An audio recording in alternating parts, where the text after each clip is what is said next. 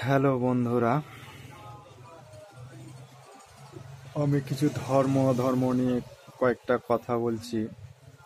কাকে কেমন লাগবে আমি জানি না, তাহলে সবাইকে ভালো লাগতেও পারে নাও পারে। তাইলে যদি কাউকে খারাপ লাগে, কথাটা খারাপ মনে করিও না।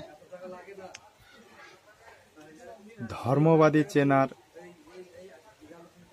কিছু লক্ষণ মানুষের, যেটা হচ্ছে 1 নম্বর সরলতা, 2 নম্বর পরোপকারী, 3 নম্বর অভয়তা, 4 নম্বর সত্যবাদী, 5 নম্বর দয়াবান, 6 নম্বর করুণা ভাব, 7 নম্বর জীবে দয়া